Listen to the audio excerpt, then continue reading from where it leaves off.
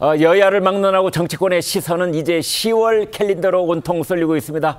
여러 법적 쟁점들이 기다리고 있기 때문인데요. 당장 지난 22대 총선, 지난 봄 4월 10일 그때 공직선거법 위반 공소시효가 6개월 뒤인 10월 10일 날 끝나기 때문입니다. 공소시효 만료를 이제 지금 오늘부터 계산해보면 이제 2주 남았습니다.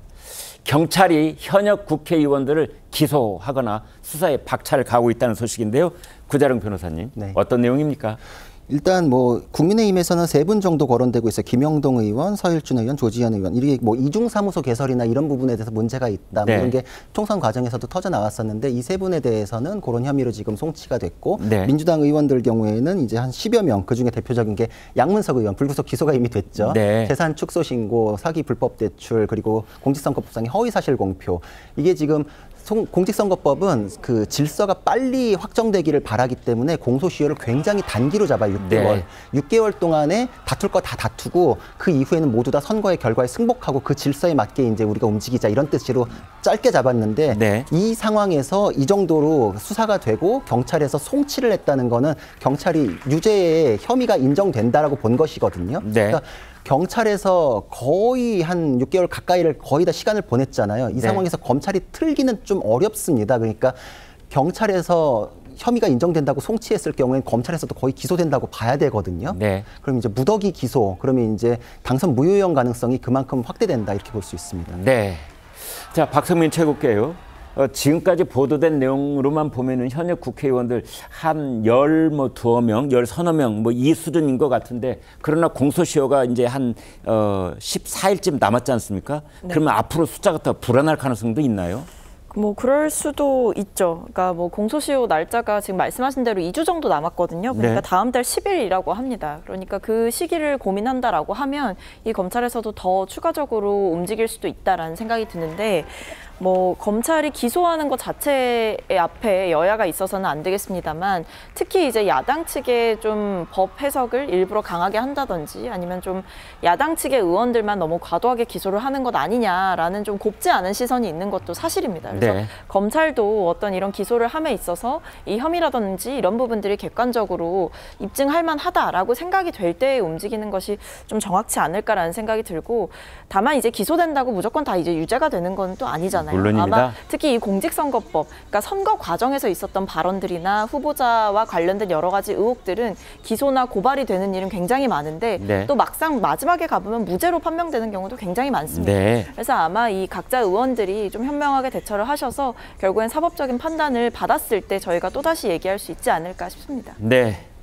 엊그제 한 신문은 이번 22대 국회, 그러니까 지난 4월 10일 치러진 총선 이후 지금 공직선거법 위반 혐의로 사법처리 대상에 올라 있는 현역 의원을 숫자를 30명 선으로 예측한 그런 기사를 내보낸 바 있습니다. 검찰에 넘겨진 의원 중에는 조국 혁신당 조국 대표도 있습니다. 지난 총선을 앞두고 외신 기자회견에서 딸 조민 씨의 학위와 관련해서 했던 발언이 문제가 된 건데요. 어떤 발언인지 듣고 오겠습니다. 유죄 판결에 대해서 문제를 제기하지 않았고 저희 딸은 자신의 학위와 의사 면허를 스스로 반납했습니다. 리보크가 아니라 반납을 했다는 거죠. 발런테러리. 네. 네, 설 변호사님. 네. 이제 조국 대표가 외신 기자회견이어서 그런지 영어를 단어를 2개를 썼어요. 뭐 그 우리말로 하면은 이제 취소가 아니라 반납을 했다, 자발적으로 이제, 네. 이렇게 설명을 했는데, 이 내용이 말이죠. 이 문제를 수사해왔던 남대문 경찰서가 서울중앙지검에 송치를 했어요. 네네네. 이제 그래서 우리가 이 내용을 알게 된 건데. 좀 설명을 해 주시죠. 무슨 차이가 있다는 뜻이죠? 그러니까 그 당시에 이게 3월 달에 나온 일 아니겠습니까? 근데, 네. 저도 당시에 이 기자회견을 보고 상당히 조금 특이하다. 왜냐하면 보통 이제 그러니까 외신 기자회견이기 때문에 보통 이게 통역을 해주신 분들이 이제 단어를 대부분 쓰면, 네. 그런 식으로 이렇게 보통 하는데, 이걸 조국 대표가 당시에 유독 딱 단어 하나를 특정 지어가지고 이건 좀 리보크가 아니라 이런 발런터리리다. 그러니까 자발적으로. 네. 그러니까 내가 어떠한 잘못이 있어가 이걸 이제 경찰에서는 이렇게 본 것 같습니다. 그러니까 내가 잘못이 있어서 내 딸의 학위라든지 이런 것들이 취소된 게 아니라, 네. 내가 이런 부분에 있어서 자발적으로, 자의적으로, 예. 먼저 선제적으로 내가 이걸 반납한 것이다. 네. 오히려 이런 의도를 보였다고 보이거든요. 네. 이제 경찰은 그런 부분에 있어서 좀 지적을 한 것 같습니다. 그러니까 이게 허위 사실 아니냐. 약간 이렇게 볼 수도 있는데 네. 이 부분과 관련해가지고 조국 혁신당 조국 대표 측에서는 이제 취소 처분에 대해서 더 이상 다투지 않고 우리가 이것을 받아들였다라는 의미인데 약간 뉘앙스는 좀 다른 것 같습니다. 네. 그러니까 그 조국 대표 측에서 해명한 것을 보면 그냥 이 결정을 우리는 수용했다라는 것이지만 당시에 조국 대표가 얘기를 했던 것은 아니 내가 자발적으로 이것을 그냥 내가 그냥 아무 별로 그렇게 잘못한 건 없는데 그냥 내가 이것을 반납을 했다라는 어떤 의도가 담겨 있을 수도 있다고 보이거든요. 네. 그러니까 저는 이 부분과 관련해가지고 검찰에서 기소를 할지 어쩔지는 모르겠습니다만은 좀 법적으로 좀 다툼이 생기지 않을까 생각합니다. 네, 그렇군요. 이제 우리가 그 일반 직장에서 직장생활 하다가 어떤 문제가 발생했을 경우에 의원 해임이 있고요. 그 다음에 이제 그냥 이렇게 파면 조치가 있습니다. 공직자들도 마찬가지입니다. 자발적으로 물러나는 경우하고 강제적으로 그 단체나 기구에서 너는 나가 이렇게 파면 조치를 하는 경우는 사실은 결과가 크게 달라집니다. 그런데 이제 조국 대표의 딸 조민 씨의 경우는 간단하게 요약을 해드리면은요, 부산대 의전원에서 입학 취소 조치를 내린 바 있습니다. 그러자 이 조민 씨가 입학 취소 처분을 취소해달라는 취소 소송을 냅니다. 그런데 결국 법원 판단은 부산대 손을 들어줬습니다. 이제 그러자 2023년 작년이죠. 7월 12일 날 복지부가 조민 씨의 의사 면허를 취소했습니다. 이제 이런 흐름이 있었는데 그 과정 속에서 이제 조국 대표는 그 올해 돌아서 3월에 이제 외신 기자회견을 하면서 자발적으로 의사 면허를 반납을 했다. 그 다음에 리보크 당한 건 아니다. 이제 이렇게 설명을 해서 남대문 경찰서는 이게 허위 사실 공표 혐의가 있는 것 아니냐 해서 검찰이 수사를 더 하고 판단을 해달라 이렇게 넘긴 겁니다. 자, 박성민 최고께요. 검찰이 기소할까요?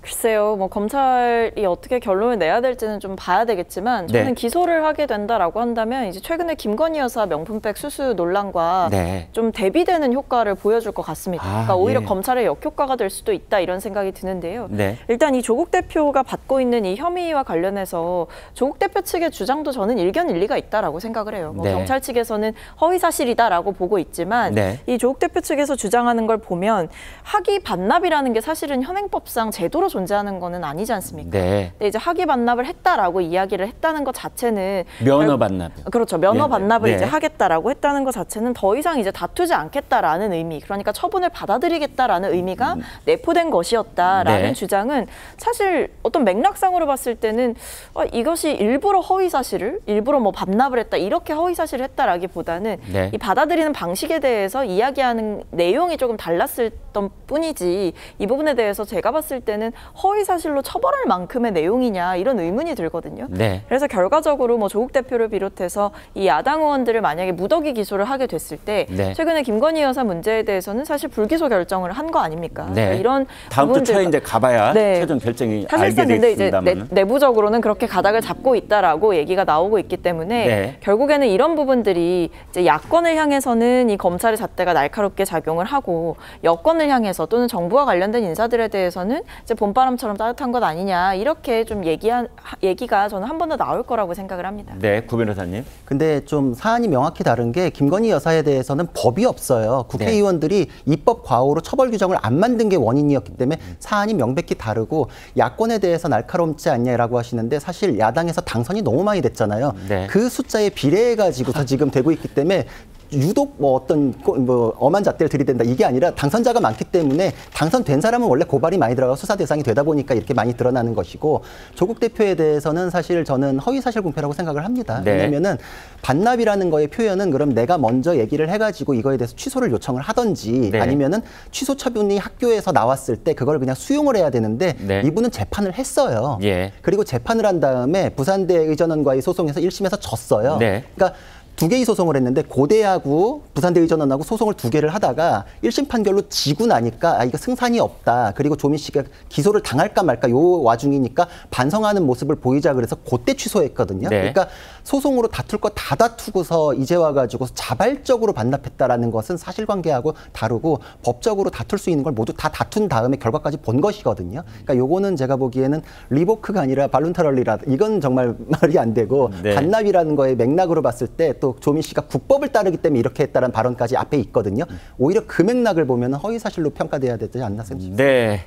아무튼 저희 시청자들께서 이제 저 진행자를 중심으로 양쪽 의원들을 다 들으셨으니까 판단을 이미 가지셨을 겁니다. 그리고 검찰도 아마 신중하게 이제 기소의 여부를 결정하지 않을까 싶고요. 그게 또 이제 재판에 나가면 재판부의 판단은 또 따로 있을 겁니다.